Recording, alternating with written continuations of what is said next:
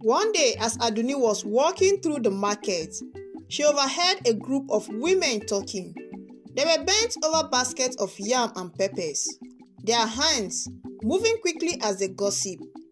"Have you heard?" one of them said, her voice low but clear enough for Adunni to catch. "Adunni, the beauty of Ifa, has had another suitor leave without a word, and this one happens to be every young woman's dream. I heard he is the richest man in his village and also very handsome. They say he couldn't stand the sight of her messy room. What a pity." Another woman clutched her tongues. "It's not just her messy room. They say she goes days without washing her clothes. Such a shame for a girl so beautiful." Adunni felt her cheeks burn with anger and embarrassment. She quickened her walk, ignoring the greetings of those she passed, and hurriedly made her way back home. But the words of the women stayed with her, gluing at the edge of her confidence. Could it be true that people were talking about her in this way? How could they? After all, she was the most beautiful young woman in Ifa. When she reached her compound, she found her mother in the kitchen, pounding yam for dinner. Iya Adebayo looked up as Adunni entered, noticing the frown on her daughter's face. "What is it, my dear?"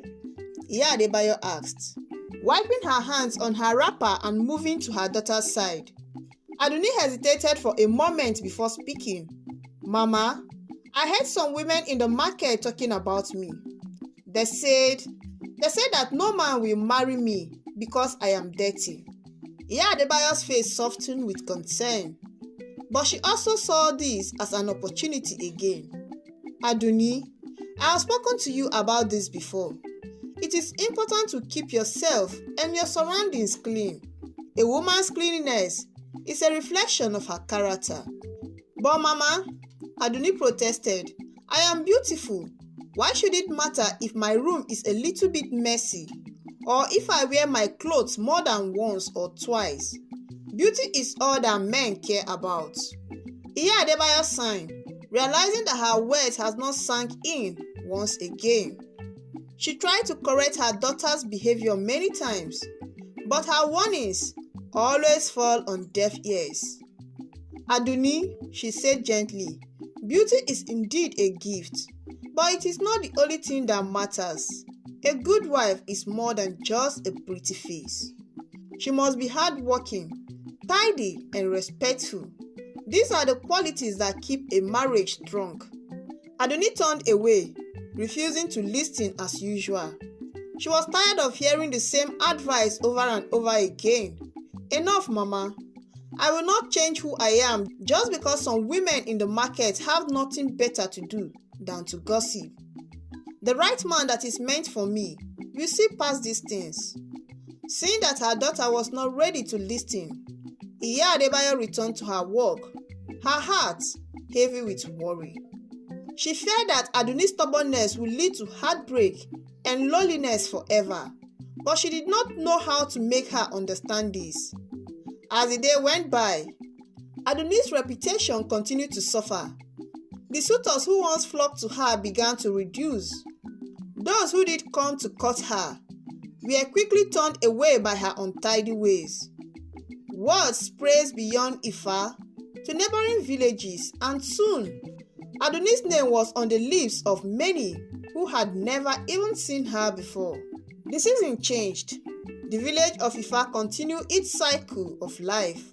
The farmers tilled their land, the traders filled the marketplace with vibrant goods, and the hunters ventured into the deep forest, bringing back stories of their encounter with wild animals and spirits. But among the everyday bustle, one topic remained a constant subject of discussion: the specific case of Adunni, the beautiful daughter of Baba and Iya Adebayo. As the years passed, Adunni's beauty only grew more captivating. Every man in the village, from the young farmer to the seasoned hunters, admired her from afar, each dreaming of the day he might take her as his bride. But her dirtiness keeps stopping them. But there was a darkness growing within Adunni, a shadow that no one could ignore.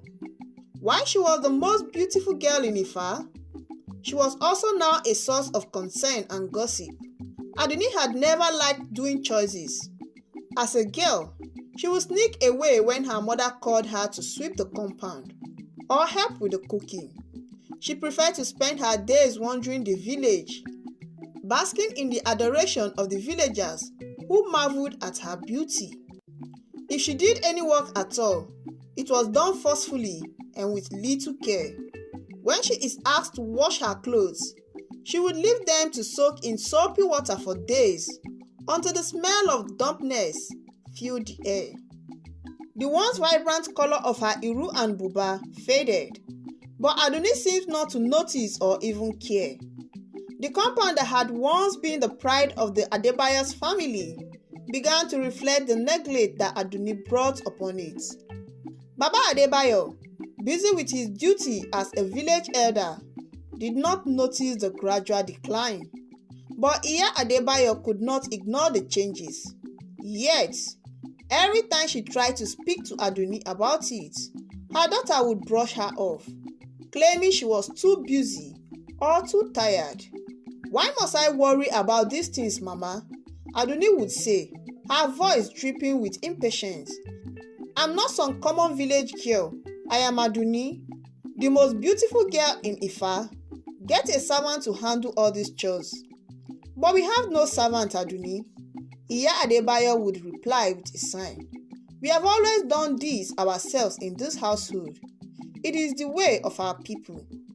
But Adunni would only roll her eyes, dismissing her mother's concern as the worries of an old woman stuck in her ways. She had grown used to the adoration she received from everyone around her and believed that her beauty would shade her from any consequences. The men, while still enchanted by her look, began to wonder if there was more to a woman than just a pretty face. One day, as the village women gathered by the stream to wash clothes, the conversation turned to Adunni, as it often did. "Have you seen the Adebayo's compound lately?" one woman asked, her voice tinged with disapproval. "The place is a mess. Iya Adebayo must be ashamed to live in such condition." "It's not Iya Adebayo's fault," another woman chimed in. "It is that daughter of hers. She does nothing but work and pose all day.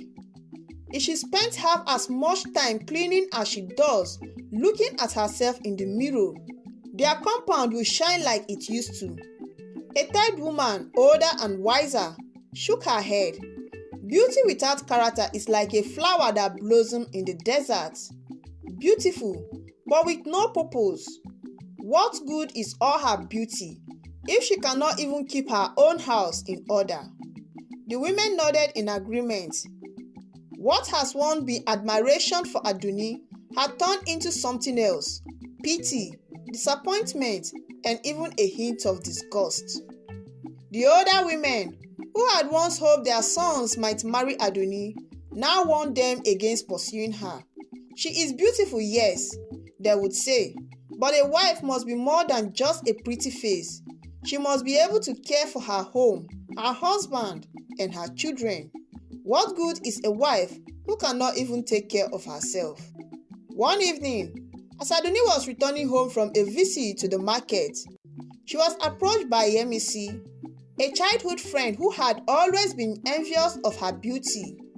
Yemisi had heard the gossip and decided to confront and mock Adunni, hoping to find some satisfaction in seeing her friend's arrogance challenged. "Adunni," Yemisi began, her voice laced with fake concern, "I have heard that you have rejected many suitors. Why is that? Are they not good enough for you? Or are they the ones rejecting you? With all this beauty on top your dirtiness." Adunni laughed, a high dismissed laugh that made Yemisi angry. "They are not worthy of me, Yemisi. They are all just boys, playing at being men. None of them can appreciate what they would have if they marry me." "But Adunni," Yemisi pressed, "how can you be so sure? Maybe it's not the suitors who are unworthy, but you, who is too proud, and on top of that, you're too unkept. Have you ever thought of that? Adunni's laughter died on her lips, replaced by a cold, hard look that made Yemisi step back. Mind your own business, Yemisi. I do not need advice from someone who had always been jealous of me. Go find yourself a husband and leave me alone. At least, I have had more than dozens of suitors coming to my father's compound to ask for my hand in marriage. Have you ever had one? With that, Adunni turned on her heels and walked away, leaving Yemisi burning with anger and frustration. But as Adunni catwalked through the village, her confidence failed her for just a moment. The words of the villagers, the warning of her mother, and now Yemisi's challenge. Could there be some truth to them? She quickly dismissed the thoughts, brushing it aside like a fly buzzing around her head.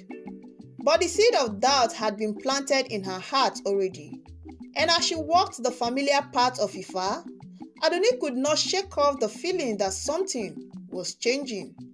The villagers' smile seemed less warm, their greetings more distant.